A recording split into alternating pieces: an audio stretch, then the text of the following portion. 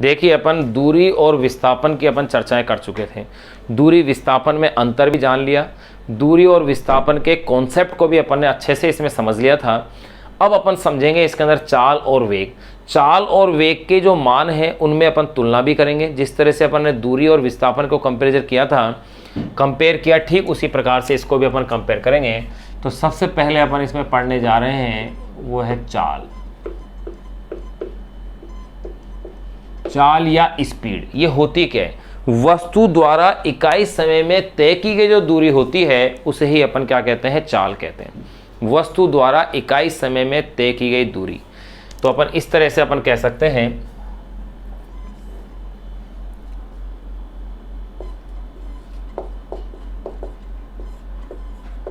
वस्तु द्वारा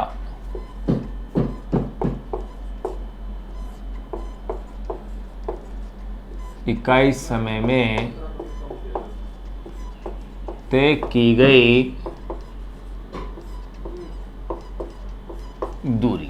वस्तु द्वारा इकाई समय में तय की गई दूरी क्या कहलाती है? चाल कहलाती है। इसका मतलब चाल का जनरल फॉर्मूला एक ये हो गया, दूरी बटा समय। भाई छोटी क्लास से अपन पढ़ते आ रहे हैं कि चाल का मतलब क्या है? दूरी बटा समय। ये कैसी राशि है? अदिश राशि। क्योंकि दूरी भी एक अदिश राशि, समय भी अदिश राशि, तो चाल कैसी हो गई? अदिश राशि। तो आप यूँ कह सकते हो वस्तु द्वारा इकाई समय में तय की गई दूरी क्या है? चाल। यानी चाल का सूत्र हुआ दूरी बटा समय। क्या कह सकते हैं? यह एक अदिश राशि है। ये लो, यहां अपने पॉइंट लिख दिया। अदिश राशि से मतलब है जिसके पास दिशा नहीं है। अगर दिशा होगी तो उस राशि को अपन क्या कहेंगे? सदिश राशि। अब देखिए, अब इस चाल के प्रकार देखें अपन। टाइप्स ऑफ स्पीड, चाल के प्रकार। नंबर 1, पहला जो प्रकार अपन चाल का देख रहे हैं वो है नियत चाल। नियत चाल या इसे अपन कह सकते हैं एक समान चाल। नियत चाल या एक समान चाल। अगर वस्तु समान समय में समान दूरी तय कर रही है, जैसे एक निश्चित समय अपन तय करें कि 2 मिनट, हर 2 मिनट में दूरी का मान अगर समान आ रहा है, तो ऐसी स्थिति में वस्तु की जो चाल होगी वो चाल कहलाएगी एक समान चाल या नियत चाल। यानी यूं कह सकते हैं, जब वस्तु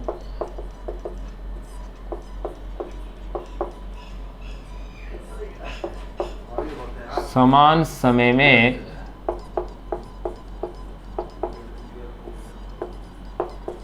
समान दूरी तय करे। जब वस्तु समान समय में समान दूरी तय करे तो उसकी जो चाल होगी, जब वस्तु समान समय में समान दूरी तय करे तो ऐसी स्थिति में जो चाल होगी वो कहलाएगी एक समान चाल या इसे ही कहेंगे अपन नियत चाल।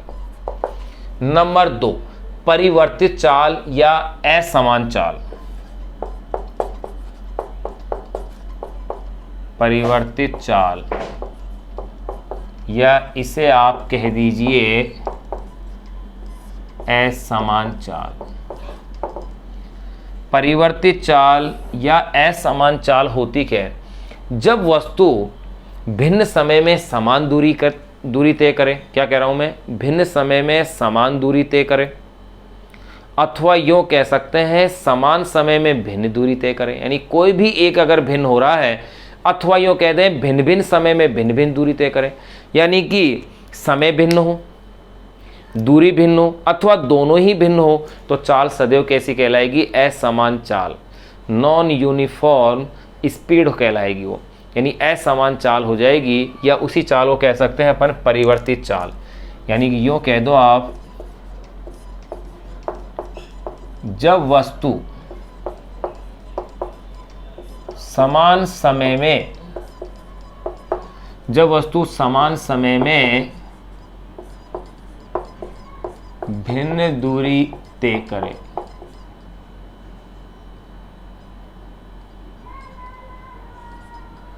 जब वस्तु समान समय में भिन्न दूरी तय करे, या इसे आप कह सकते हो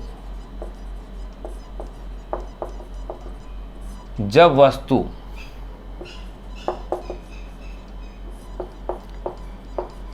भिन्न समय में समान दूरी तय करे, या यूं भी कह सकते हैं जब वस्तु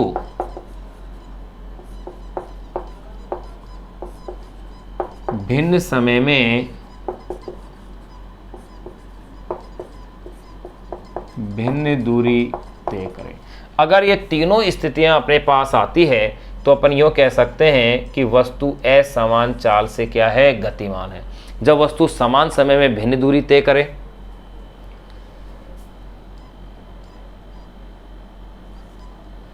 या जब वस्तु भिन्न समय में समान दूरी तय करे, या जब वस्तु भिन्न समय में भिन्न दूरी तय करे, यानी कोई भी एक राशि अगर भिन्न हो गई तो ऐसी स्थिति के अंदर जो चाल है वो कहलाएगी असमान चाल। तीसरी है तात्क्षणिक चाल।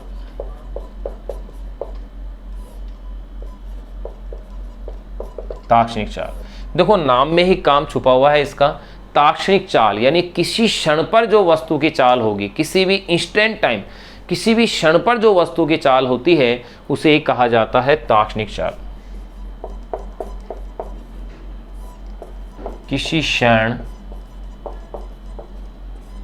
वस्तु की चाल, यही कहलाएगी इसकी तात्क्षणिक चाल।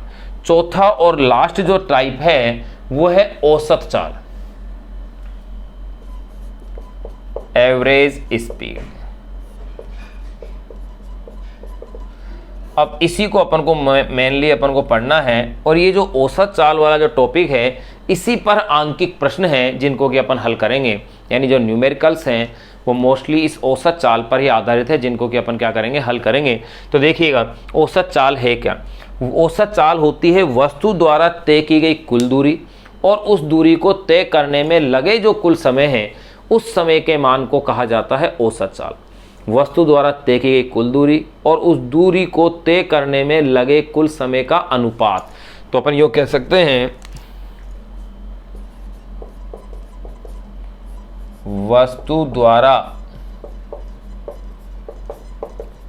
तय की गई कुल दूरी वे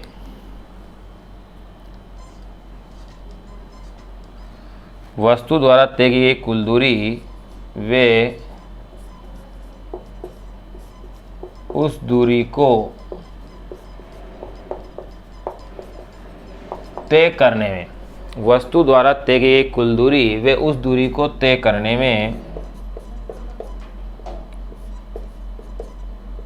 लगे कुल समय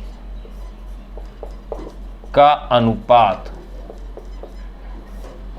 वस्तु द्वारा तय की गई कुल दूरी वे उस दूरी को तय करने में लगे कुल समय का अनुपात औसत चाल कहलाता है।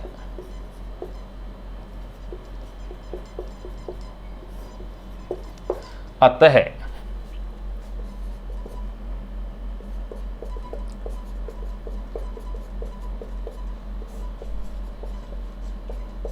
औसत चाल इज इक्वल टू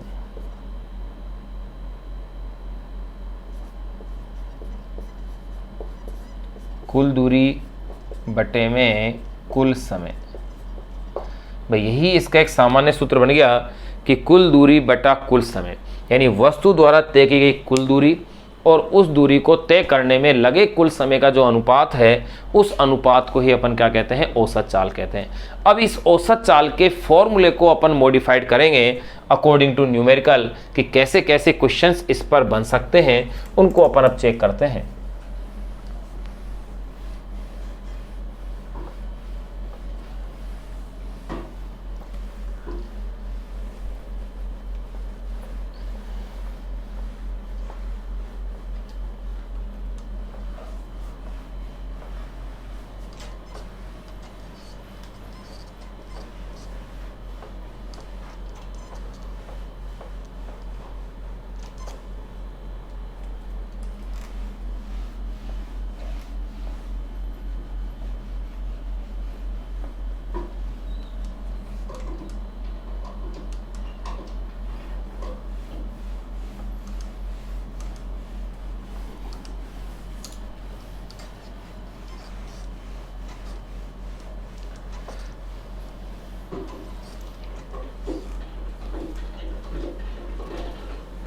देखिए भाई, अब अपन इसमें औसत चाल के लिए फॉर्मूले डिराइव करते हैं। तो क्या क्या और कैसे कैसे फॉर्मूले हैं देखिए।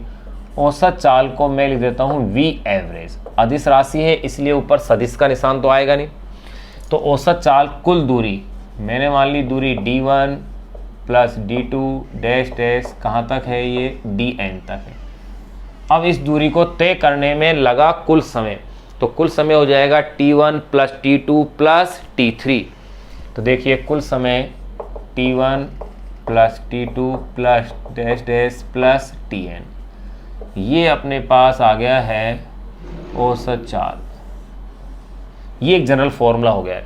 लेकिन यहाँ विशेष ध्यान देने वाली बात यह है कि कुछ क्वेश्चनों के अंदर, कुछ क्या अधिकांश क्वेश्चनों के अंदर आपको ऐसा मिलेगा कि आपको दूरी के स्थान पर चाल दी गई होती है। जैसे इस तरह से कह दें कि किसी सीधी सड़क पर कोई कार 40 किलोमीटर प्रति घंटा की चाल से आधा किलोमीटर चलती है, 30 किलोमीटर प्रति घंटा की चाल से 20 किलोमीटर चलती है, तो उसकी औसत चाल क्या होगी। तो ऐसी स्थिति में आप देख रहे हैं दूरी नहीं दे रखी है और उसकी जगह चाल दे रखा है, तो आप क्या करेंगे, इस फॉर्मूले को जो इसके अंदर आपके पास दूरी है, इस दूरी को उस चाल के फॉर्मेट में आप चेंज कर देंगे, यानी दूरी बराबर चाल इंटू समय। या फिर क्वेश्चन में ये होता है चाल और समय दिया होता है, चाल और समय जैसे पिछले क्वेश्चन में था। या फिर ये हो सकता है कि चाल और दूरी दे रखी होती है, समय नहीं दे रखे। यूँ कह दें कि इतनी स्पीड से इतनी दूरी चला, इतनी स्पीड से इतनी दूरी चला। या फिर पिछले क्वेश्चन की तरह ये कह सकते हैं इतनी स्पीड से इतने समय चला, इतनी स्पीड से इतने समय चला। तो ये भी पॉसिबल है। तो अब अपन इसे मॉडिफाइड कर सकते हैं कि औसत चाल के इस फॉर्मूले को देखो, अकॉर्डिंग टू न्यूमेरिकल मैं इसे मॉडिफाइड कर रहा हूँ ताकि अपन इस पर आधारित आंकिक प्रश्नों को आसानी से हल कर पाए। नंबर ए भाग में इसका ले रहा हूं औसत चाल का फॉर्मूला। ये तो था दूरी और समय के रूप में, अब मैं ले रहा हूं चाल और समय के रूप में। चाल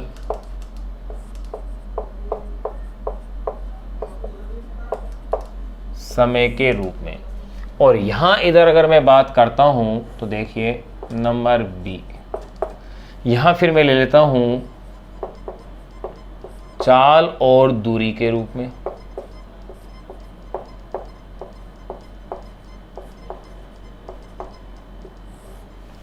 चाल और समय के रूप में, और यहां ले रहा हूं मैं चाल और दूरी के रूप में। तो देखिए चाल और समय के रूप में, यानी मुझे इसमें से दूरी को हटाना है।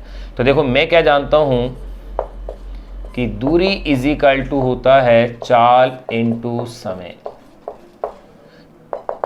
तो देखो इसलिए V एवरेज D1 का मतलब V1 T1 V2 T2 dash dash plus VN TN upon में T1 plus T2 plus dash dash plus TN। ये लो, ये आपके पास n पदों तक के लिए फॉर्मूला बन गया है। अगर ये 3 पद कहें तो 3 तक लिख देंगे, 2 पद कहें तो 2 के लिए कह देंगे। इसी तरह से यहाँ आ जाओ आप, यहाँ देखिएगा चाल बराबर चाल और दूरी के रूप में ले रहे हैं, यानी समय को हटाना है। तो देखो आप जानते हैं चूंकि समय इज इक्वल टू, भाई आपने अभी भी फॉर्मूला पढ़ा है, चाल इज इक्वल टू दूरी बटा समय। तो समय इज इक्वल टू दूरी बटा चाल, भाई चाल इज इक्वल टू दूरी बटा समय, तो समय इज इक्वल टू दूरी बटा चाल। तो देखो चूंकि समय इज इक्वल टू दूरी बटे चाल, तो देखो इसलिए V average is equal to, अब जो यहां फॉर्मूला अपने पास निकल के आएगा वो ये आएगा, दूरी को तो आपको रखना ही है क्योंकि D1 plus D2 dash dash plus DN। फिर आ जाओ समय, समय होता है दूरी बटे चाल, यानी D1 अपॉन में V1 प्लस D2 अपॉन में V2 plus dash dash plus DN upon में VN। एक औसत चाल का फॉर्मूला ये आ गया है आपके पास, ये लो न्यूमेरिकल हल करने के लिए। एक फॉर्मूला ये था, एक फॉर्मूला ये आ गया। अब इसी को मैं आगे कह सकता हूं 3 पदों के लिए। देखो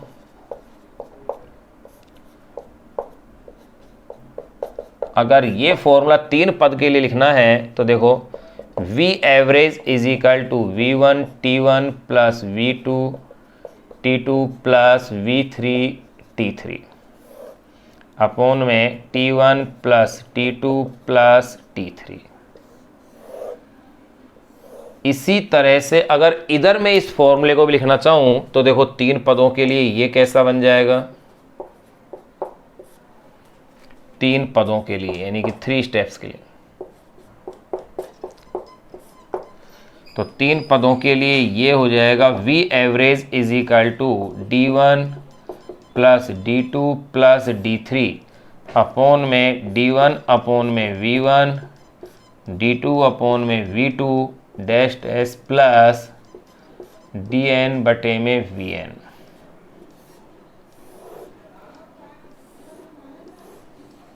ये लो, यहां अपने पास 3 पदों के लिए ये फॉर्मूला और बन गया है। अगर केवल 2 ही पद हो तब देखिए सूत्र कैसा बनेगा, केवल 2 ही पद हो तो अगर 2 ही पद हो तो ये फॉर्मूला बन जाएगा V average is equal to V1 T1 plus V2 T2 upon में T1 प्लस T2। ये लो, अगर आपको केवल 2 ही पद दिए गए हों। इसी तरह से यहां देखिएगा,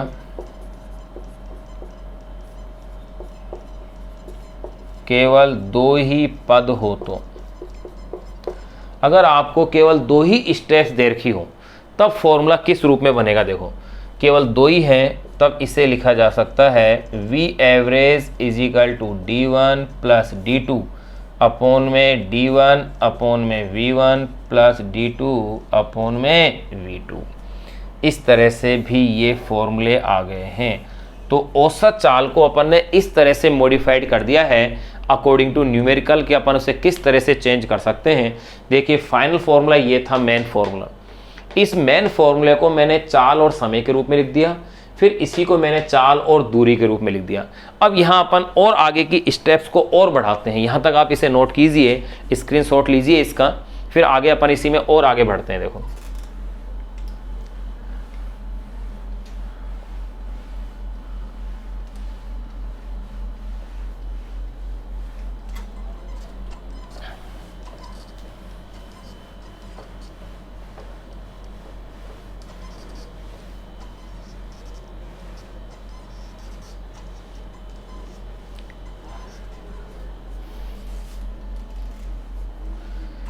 तो देखिएगा अपन पढ़ रहे थे जब केवल 2 ही पद हों। अब देखिए इससे आगे का भी मैं यहाँ कर रहा हूँ, इससे आगे की स्टेप्स को मैं यहाँ लिख रहा हूँ। अगर इसी के अंदर ऐसा हो कि समय समान हो, समान समय हो तो अगर समान समय है तो इसका मतलब ये हुआ कि T1 T2 सबको मैंने क्या मान लूँ, T मान लेता हूँ। अगर समय समान है तो यह कह सकते हैं समान समय हो तो ऐसी स्थिति के अंदर देखिएगा V average is equal to क्या होगा, V1T V2T अपॉन में T प्लस T। फिर इसके आगे का steps V average is equal to T को ऊपर से आपने कॉमन ले लिया है V1 प्लस V2 और यहाँ अपने पास ये हो जाएगा T प्लस T यानी कि 2T, T से T cancel. V average is equal to V1 upon में V2 V1 plus V2 upon में 2। ये आ गया, यानी कि अगर समान समय दिया गया हो तो जो और समान समय दिया गया हो और आपको अगर औसत चाल ज्ञात करवाई जाए तो ये आपके लिए बहुत आसान हो गया। दोनों चालों को जोड़ करके आप उसमें किसका भाग दीजिए, जैसे मतलब 2 ही पद हैं तो उसमें 2 का भाग दे दीजिए, यानी औसत निकालने का सिंपल तरीका हो गया। अर्थात यूँ कहा जा सकता है कि कोई कार किसी सीधी सड़क पर 1 घंटा 50 किलोमीटर प्रति घंटा की चाल से चलती है, फिर 1 घंटा 30 किलोमीटर प्रति घंटा की चाल से चलती है, तो बताइए उस कार की औसत चाल क्या है। तो आप तो उसकी दोनों चालों को जोड़ के 2 का भाग दे दो, आंसर आपके पास औसत चाल का आ जाएगा। क्यों? क्योंकि समय समान है, 1 घंटा का है अपन ने। अब इसके बाद इसी को अपन आगे मॉडिफाइड करते हैं। देखिएगा, समय समान हो और यहां कह दिया जाए कि अगर दूरी समान हो, समान दूरी हो तो,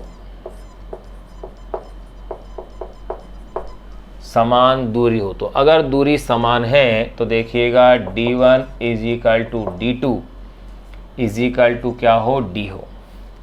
तो ऐसी स्थिति के अंदर v एवरेज का जो फॉर्मूला बनेगा वो क्या बनेगा, देखो यहाँ d1 को भी मैं d लिखूंगा, d2 को भी मैं क्या लिख रहा हूँ, d लिख रहा हूँ, तो ये भी d अपॉन में v1 d अपॉन में v2। बिल्कुल इस तरह की स्टेप्स आपके पास आएगी और इसके आगे का पद क्या होगा इस समीकरण का वो अब आप देखिए।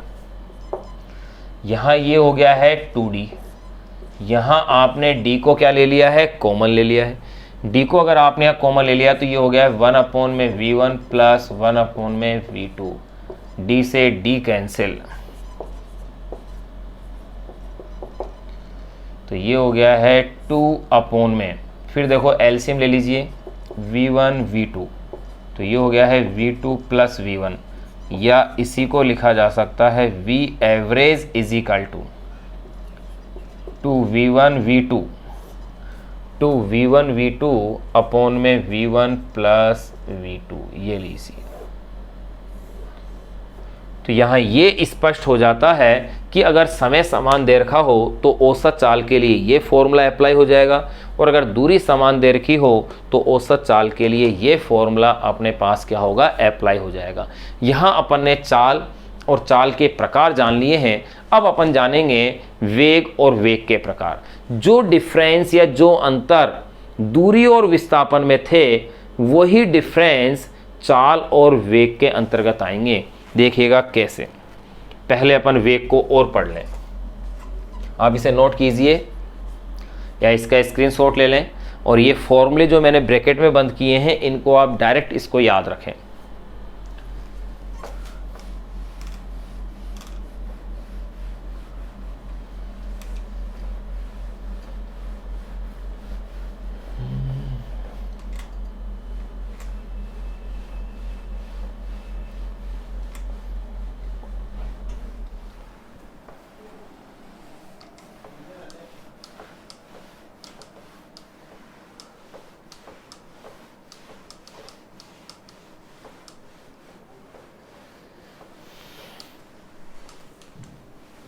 अब अपन बात करेंगे वेग की, यानी कि वेलोसिटी की।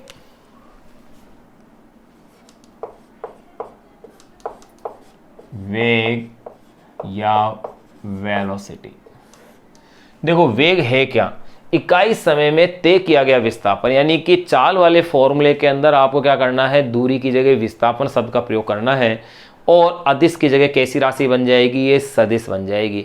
तो मैं क्या कह सकता हूँ, इकाई समय में वस्तु द्वारा तय की गई दूरी को क्या कहा था अपन ने, चाल। तो यहाँ क्या कहेंगे, इकाई समय में तय किया गया विस्थापन क्या कहलाएगा, वेग कहलाएगा। या इसे आप कह सकते हैं, इकाई कह दो, एकांक कह दो, एकांक समय में तय किया गया विस्थापन।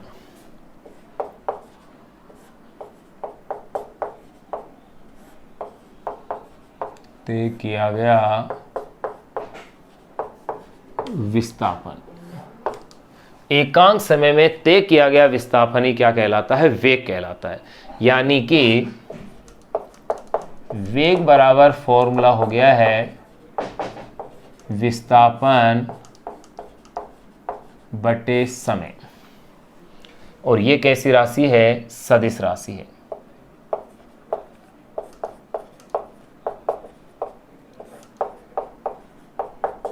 यह सदिश राशि है, ये अपन ने कह दिया। जबकि चाल कैसी राशि थी, अदिश राशि। आप कंपेयर इसको साथ साथ ही करते जाएं ताकि टॉपिक भी क्लियर होता जाए और अंतर भी अपने समझ में आते चल जाए। फिर अपन अब इसमें बात करेंगे टाइप्स ऑफ वेलोसिटी, यानी कि वेग के प्रकार। वेग के प्रकार,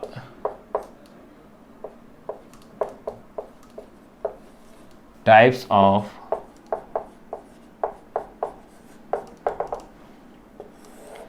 वेलोसिटी। टाइप्स ऑफ वेलोसिटी में नंबर 1, सबसे पहले अपन वेग का जो प्रकार देख रहे हैं वो वही नियत वेग या इसे ही कहा जाता है एक समान वेग, यूनिफॉर्म वेलोसिटी। देखिए, अगर चाल वाला कॉन्सेप्ट आपके समझ में आ गया है तो ये कॉन्सेप्ट भी आपके लिए बहुत आसान रहेगा। बस आपको ये इसके अंदर ध्यान रखना है कि दूरी के स्थान पर क्या लिखना है, यहाँ पर विस्थापन। तो यहाँ नियत वेग क्या हो जाएगा, जब ध्यान कीजिए नियत चाल क्या लिखी थी, जब वस्तु समान समय में समान दूरी तय करती है, जब वस्तु समान समय में समान दूरी तय करती है तो अपन कहते हैं कि वो नियत चाल से क्या है, गतिमान है। इसी प्रकार जब वस्तु समान समय में समान विस्थापन तय करती है, जब वस्तु समान समय में समान विस्थापन तय करती है तो ऐसी स्थिति के अंदर इसे कैसे वेग कहेंगे, ये क्या, एक समान वेग, या इसे अपन कहेंगे नियत वेग। तो देखो अपन यूँ कह सकते हैं, जब वस्तु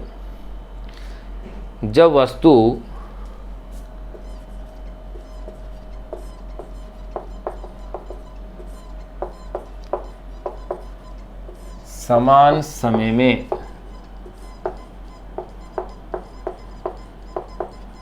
समान विस्थापन तय करे,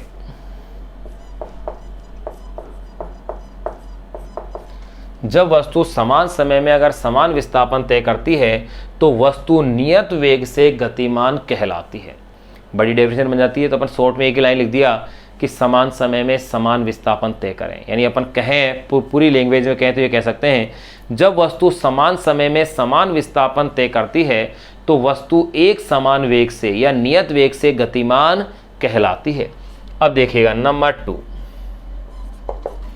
दूसरा अपन ले रहे हैं परिवर्ती वेग या असमान वेग।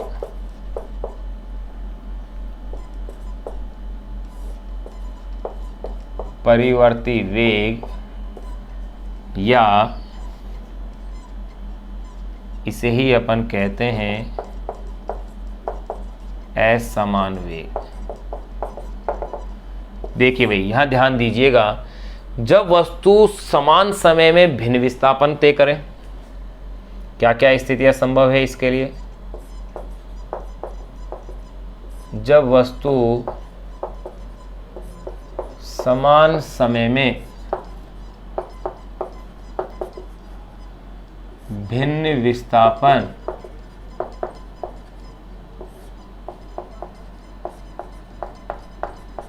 तय करे, या मैं यो कह सकता हूं जब वस्तु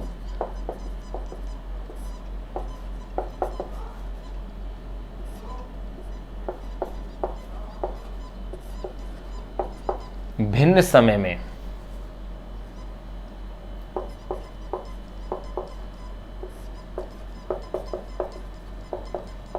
समान विस्थापन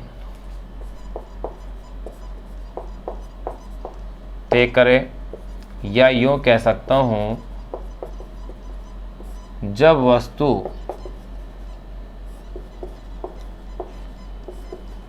भिन्न समय में भिन्न विस्थापन, जब वस्तु भिन्न समय में भिन्न विस्थापन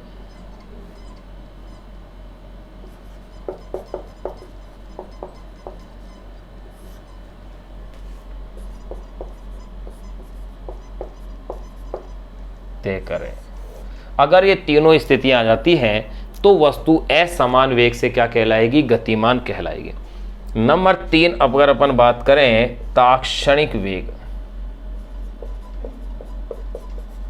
तात्क्षणिक वेग यानी किसी क्षण पर वेग। तो सिंपल सी एक ही डेफिनेशन हो जाएगी, किसी क्षण पर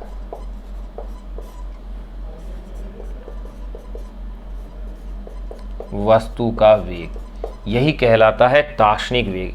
अगर मैं इसे v से लिखूं तो देखिएगा ये लिखा जाएगा ds अपॉन में dt।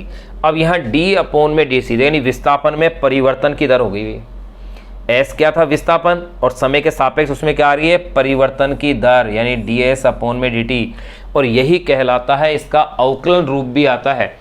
लेकिन अपन पहले ये टाइप्स वगैरह पूरे करके उसके बाद फिर अपन अवकलन समाकलन के बारे में थोड़ी सी चर्चा करेंगे जहां पर जिसका उपयोग हो रहा है। अभी आप केवल इतना ध्यान रखें कि v इज इक्वल टू क्या है ds अपॉन में dt है। तो यहाँ अपन ने ताक्षणिक वेग अपन ने तक जान लिया है, यानी किसी क्षण पर वस्तु का जो वेग होगा वही वेग कहलाएगा ताक्षणिक वेग। अब अपन बात करेंगे यहाँ पर इसमें औसत वेग की। तो देखिए औसत वेग होगा क्या, वस्तु द्वारा तय किया गया कुल विस्थापन और उस विस्थापन को तय करने में लगे कुल समय का अनुपात, यानी कि सिंपल मैं फॉर्मूले के रूप में ये लिख सकता हूं,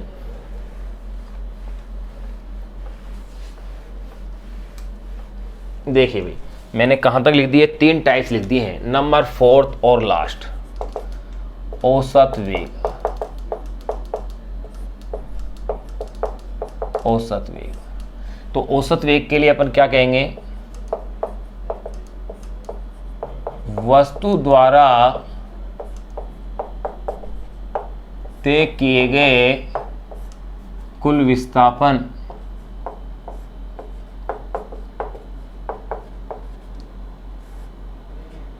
वस्तु द्वारा तय किए गए कुल विस्थापन वे उस विस्थापन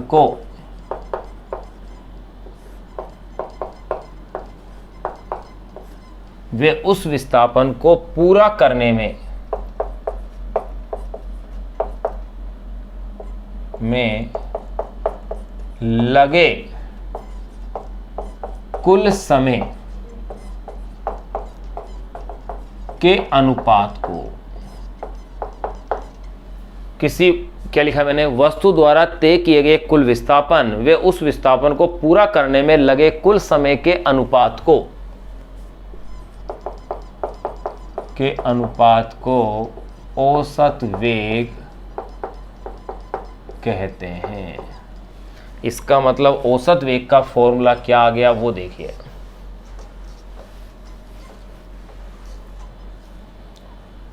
अतः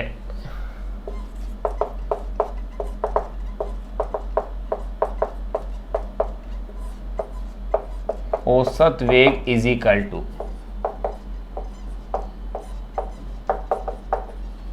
कुल विस्थापन अपॉन में कुल समय, ये अपने पास फॉर्मूला आ गया।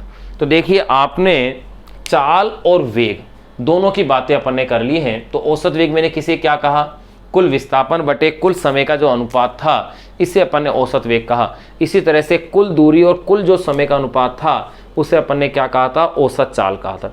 तो औसत वेग और औसत चाल दोनों के अपने पास फॉर्मूले आ गए, दोनों को अपन ने जान लिया है। अब एक बार इनमें इनके मानों के अंदर थोड़ा सा अपन डिफरेंस जान लें कि इनमें क्या विभेदन आ रहा है, वो अपन अब समझते हैं। देखो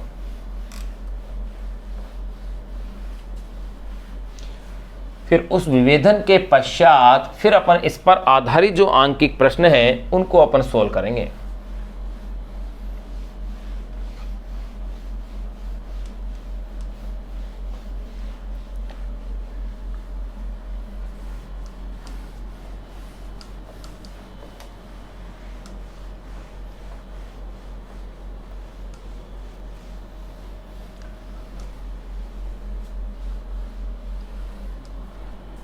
देखिएगा भाई क्या डिफरेंस है उसको अपन जानते हैं। सबसे पहले अपन इसमें जानने का प्रयास कर रहे हैं औसत वेग और औसत चाल में। औसत वेग वे औसत चाल, यूं ही कहेंगे अपन, औसत वेग तथा औसत चाल।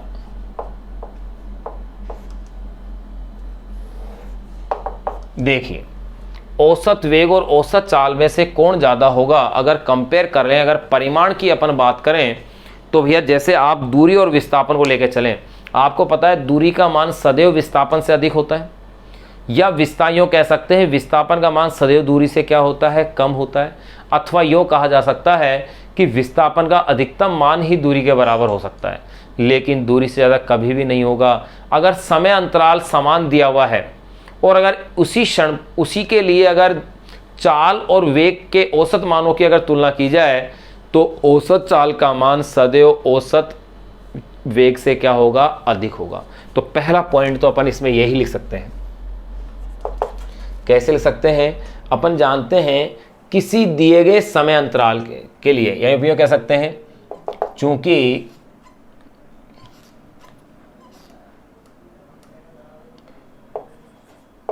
दूरी इज ग्रेटर देन या इक्वल क्या है, विस्थापन है।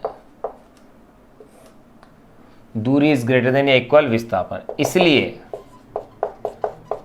किसी दिए गए समय अंतराल, इसलिए किसी दिए गए समय अंतराल के लिए,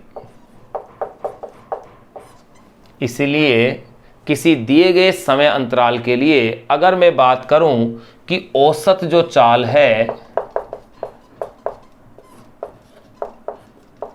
वो सदैव क्या होगी, अधिक होगी। किससे? औसत वेग के परिमाण से, या उसके बराबर हो सकती है। औसत वेग का ये क्या ले दिया मैंने, परिमाण, यानी उसका मैग्नीट्यूड।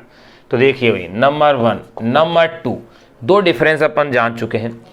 अगर यो देखें विस्थापन का परिमाण कुल पथ की लंबाई के बराबर हो, अगर ऐसा हो कि विस्थापन और दूरी समान हो, यानी एक सरल रेखा में गति कर रहे हो, तो ऐसी स्थिति के अंदर विस्थापन का जो मैक्सिमम मान होगा वो किसके इक्वल हो जाएगा, दूरी के। यही तो संभावना है। तो ऐसी स्थिति के अंदर औसत चाल और औसत वेग क्या हो जाएंगे, इक्वल हो जाएंगे परिमाण के रूप में। देखिए अपन यो कह सकते हैं कि अगर ऐसा हो, जब विस्थापन का परिमाण कुल पथ लंबाई के बराबर हो, जब विस्थापन का परिमाण, जब विस्थापन का परिमाण कुल पथ लंबाई के, कुल पथ लंबाई के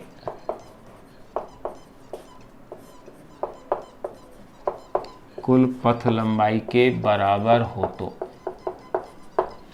अगर कुल पथ लंबाई के बराबर है तो ऐसी स्थिति के अंदर औसत चाल का परिमाण, यानी कि जो अपन औसत चाल ले रहे हैं उसका परिमाण, ये बराबर हो जाएगा औसत वेग के परिमाण के। यानी औसत वेग का परिमाण और औसत चाल का परिमाण क्या होगा, बराबर होगा। नंबर 3, तीसरी अगर अपन बात करें, किसी भी गतिशील कण के लिए औसत चाल कभी भी, किसी भी गतिशील कण के लिए औसत चाल कभी भी नेगेटिव नहीं होगी और कभी भी उसका मान शून्य नहीं होगा। लेकिन औसत वेग का मान नेगेटिव भी हो सकता है, शून्य भी हो सकता है। ये निर्भर करता है विस्थापन और वहाँ निर्भर करेगा दूरी पर, क्योंकि दूरी का मान कभी नेगेटिव नहीं होता, कभी शून्य नहीं होता। लेकिन विस्थापन का मान अगर शून्य है तो औसत चाल भी शून्य हो जाएगी। अगर विस्थापन का मान ऋणात्मक आ रहा है तो ऐसी स्थिति में अपन देखेंगे कि औसत वेग भी कैसा आ जाएगा, ऋणात्मक आ जाएगा, यानी नेगेटिव हो जाएगा। तो आप यूँ कह सकते हो कि औसत चाल या किसी भी गतिशील कण के लिए औसत चाल कभी भी नेगेटिव या ऋणात्मक यानी कि या शून्य नहीं होगी। तो देखो, किसी भी गतिशील कण के लिए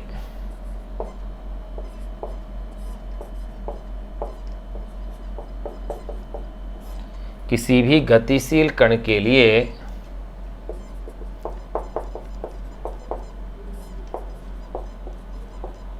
किसी भी गतिशील कण के लिए औसत चाल कभी भी शून्य व ऋणात्मक नहीं होती है।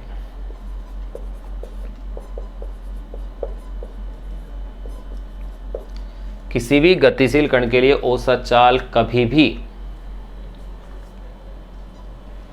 शून्य वे ऋणात्मक नहीं होती है, परंतु औसत वेग ऋणात्मक वे शून्य हो सकता है।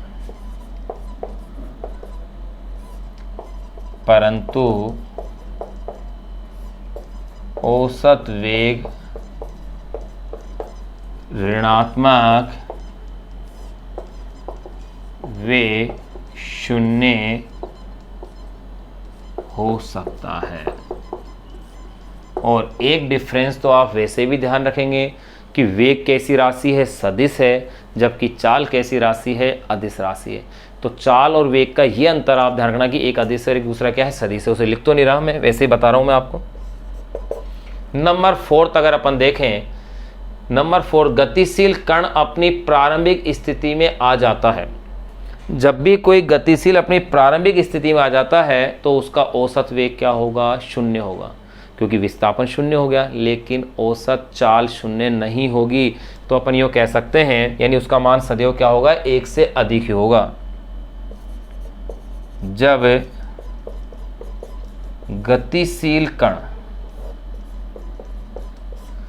गतिशील कण अपनी प्रारंभिक स्थिति में आ जाता है,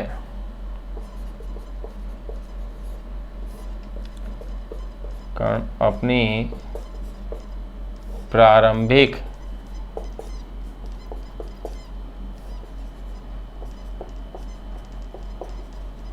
स्थिति में आ जाता है, तो देखिए भाई, तो ऐसी स्थिति के अंदर औसत वेग का मान तो क्या होगा, शून्य। और अगर औसत चाल की बात की जाए तो इसका मान तो 0 से क्या होगा, अधिक ही होगा, यानी इसका मान शून्य नहीं होगा, ना इसका मान नेगेटिव होता है। तो यहां अपन ने औसत चाल और औसत वेग जिन दोनों को अपन ने पढ़ लिया था, उसको अपन ने डिफरेंस के रूप में भी यहाँ इसको अपन ने चेक कर लिया है। अब अपन इसकी बात कर लेते हैं ताक्षणिक के लिए, कि भाई ताक्षणिक के रूप में भी ये डिफरेंस अपन ले सकते हैं, तो वो किस तरह से आएंगे। तो देखो, अगला जो टॉपिक अपन ने, ये जो टॉपिक लिया था औसत वेग और औसत चाल के रूप में था। यहां देखो, जिस तरह से अपन ने दूरी और विस्थापन अलग अलग पढ़े थे और उसके मैंने डिफरेंस भी आपको गिनवाए थे, बताए थे, ठीक उसी प्रकार से अपन ने चाल और वेग पढ़ने के बाद इनके डिफरेंस भी अपन टैली कर रहे हैं, साथ साथ ही अपन जान रहे हैं उसको।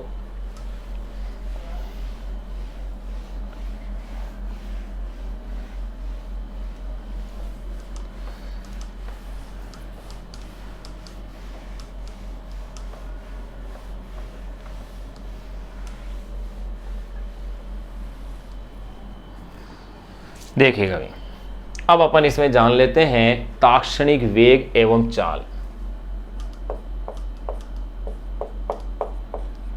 ताक्षणिक वेग एवं चाल कि इनके अंदर क्या फर्क है। ताक्षणिक वेग एवं चाल, तो देखिए, सबसे पहला अगर अपन पॉइंट डिस्कस करें तो ध्यान रहे, ताक्षणिक वेग का परिमाण और ताक्षणिक चाल के परिमाण क्या होते हैं, तुल्य, क्योंकि उसी क्षण पर पूछा गया है, उसमें कहीं चेंज नहीं आया है। औसत में तो चेंज आ रहा था, तो यहां पर पहला पॉइंट तो यही लिख सकते हैं कि ताक्षणिक वेग का परिमाण और ताक्षणिक चाल का परिमाण क्या होता है, तुल्य होता है। तो अपन पहला पॉइंट यही कह सकते हैं, ताक्षणिक वेग का परिमाण, और यहां मैं कह देता हूं ताक्षणिक चाल का परिमाण। ये क्या होंगे, दोनों इक्वल होते हैं। लेकिन ध्यान रखना, औसत इक्वल नहीं होते हैं, ताक्षणिक मान इक्वल होते हैं। दूसरा मैं कह सकता हूं, जब कोई कण नियत वेग से गतिमान होता है तो कण का औसत वेग और ताक्षणिक वेग दोनों क्या होते हैं, समान होते हैं। अगर नियत वेग से गतिमान है तो ताक्षणिक वेग, किसी भी क्षण आप वेग निकाल लीजिए, वही आएगा मान जो उसका औसत के रूप में आ रहा है। तो अपन सेकंड पॉइंट ये कह सकते हैं, यदि कोई कण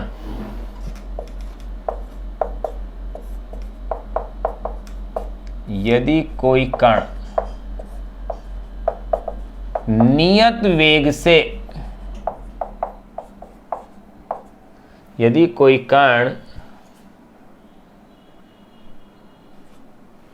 यदि कोई कण नियत वेग से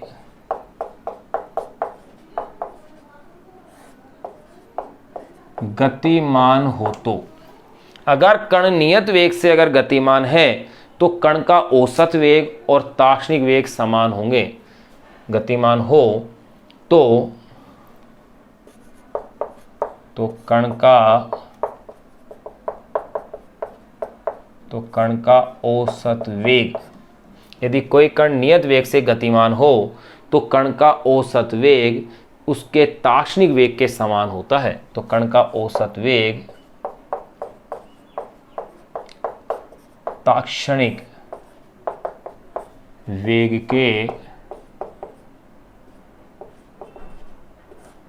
के तुल्य होता है। ये लीसी दो पूरे हो गए पॉइंट। तीसरे पॉइंट की अपन बात करेंगे। तीसरा, ताक्षणिक वेग सदैव कण द्वारा तय किए गए पथ की स्पर्श रेखीय दिशा में होता है। ध्यान रखना, ताक्षणिक, अपन से ग्राफ वगैरह खींचेंगे और वहां जानेंगे कि स्पर्श रेखीय दिशा में किस प्रकार से है। तो अपन तीसरा जो डिफरेंस के रूप में लिख सकते हैं, या पॉइंट इसके विशेष जो अपन लिख रहे हैं वो ये लिख सकते हैं कि ताक्षणिक वेग यानी किसी क्षण पर जो वेग था, ताक्षणिक वेग सदैव कण द्वारा तय किए गए पथ की, ताक्षणिक वेग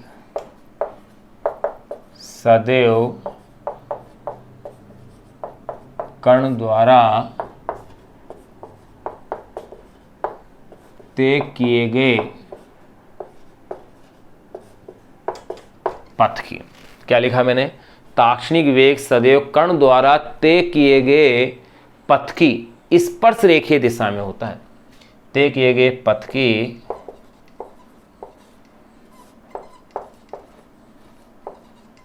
स्पर्श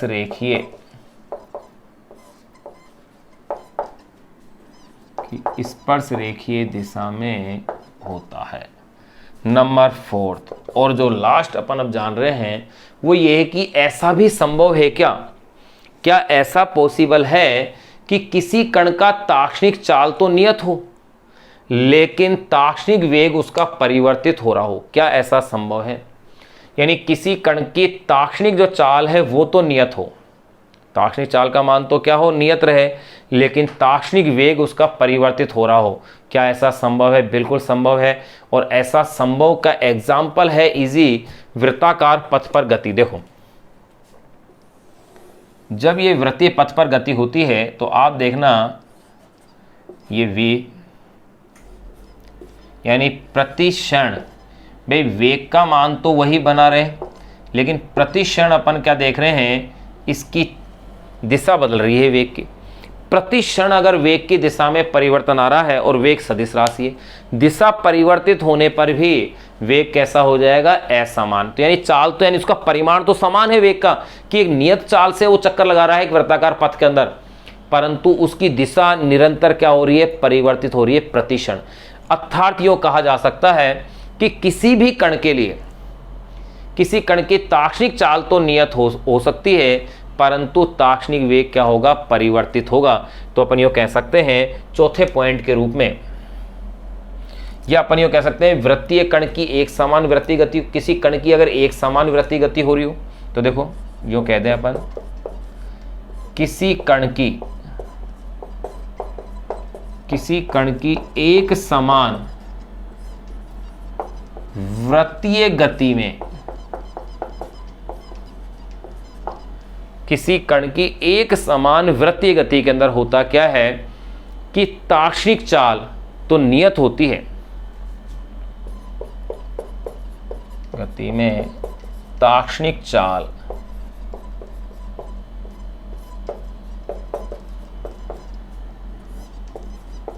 नियत होती है, परंतु ताक्षणिक वेग परिवर्तित होता है।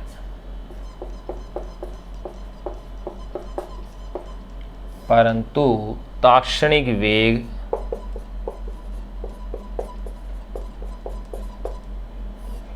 परिवर्ती होता है। ये लो, यहां अपन ने ताक्षणिक वेग और चाल यानी कि ताक्षणिक चाल, इनमें क्या कॉन्सेप्ट था वो अपन ने जान लिया है। इनके डिफरेंस अपन ने जान लिए हैं। अब इन पर आधारित जो आंकिक प्रश्न है अपनी पुस्तक के जो अनसोल्ड हैं या सोल्ड हैं उन क्वेश्चन को अपन देखते हैं। फिर उसके बाद जो टॉपिक बचेगा वो है त्वरण और फिर है गति के समीकरण। इतना सा चैप्टर है, छोटा, ज़्यादा बड़ा चैप्टर नहीं, फिर चैप्टर एंड हो जाएगा।